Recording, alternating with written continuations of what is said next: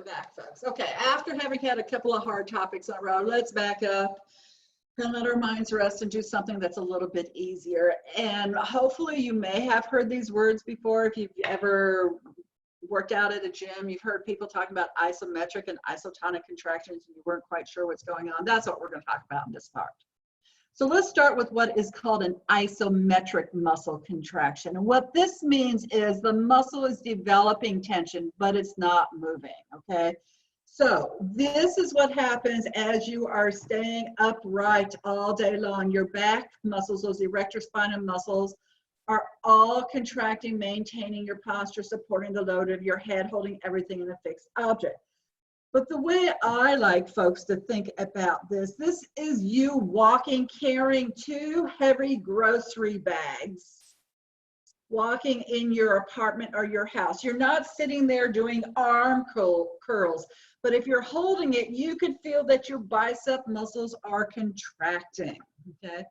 And so if we look at the bottom right corner, the blue one is showing that we are developing tension in the muscle and we're holding the tension there and then we finally relax the tension.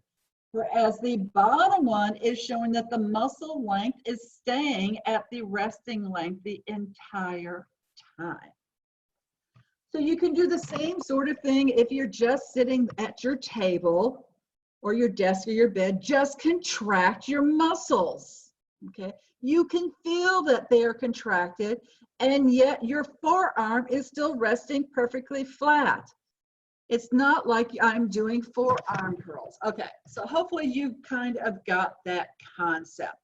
We do a lot of isometric muscle contractions when we are doing yoga, okay, when you are holding poses for a period of time.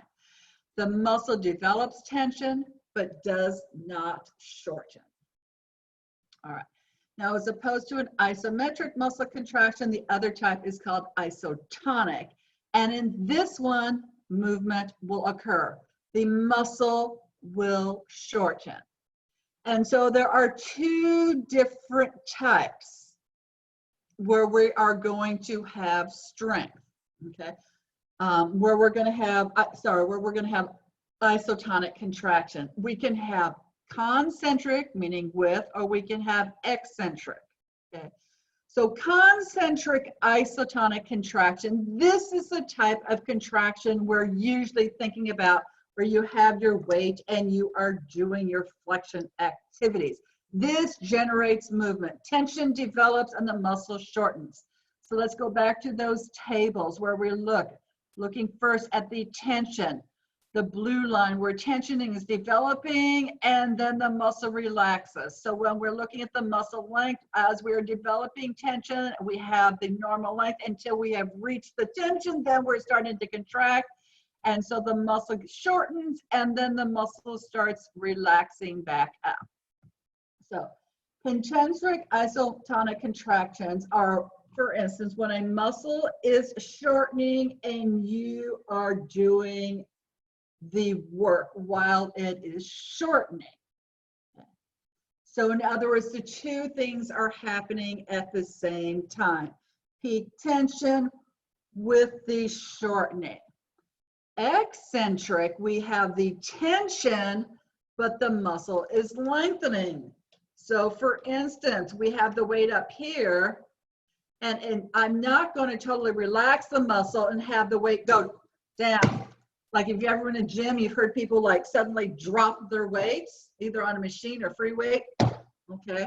That's because they're not doing any contraction. Whereas other people, you will see them working the machine where they're counting on a count to 4, making it shorter, shorter, shorter, working that muscle.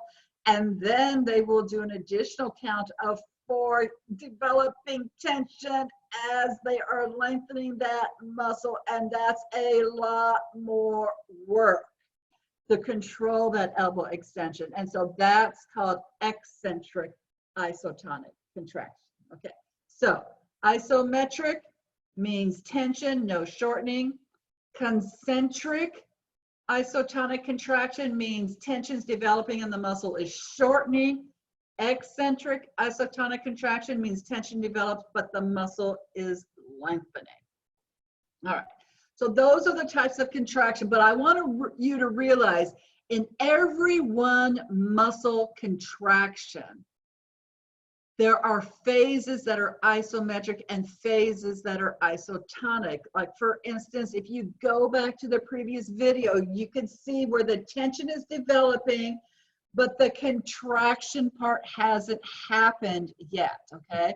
So if we look at this, as the muscle tension is increasing, it doesn't start shortening right away. In other words, this blue line is not the exact opposite of the red line, okay? But once the muscle tension has reached its peak, it will continue to shorten while we're at maximum tension. All right, so at the beginning, we have an isometric phase where the muscle is not shortening, but tension has developed. And then when tension overcomes the resistance, we are going to start crossing over. So then we enter our isotonic phase where the muscle is shortening and we're moving the load, but the tension is already maximum, so the tension's not going up anymore. All right, so I hope you enjoyed this part. It was a little bit easier, less detailed thing, and actually has real life applications to when you are working out.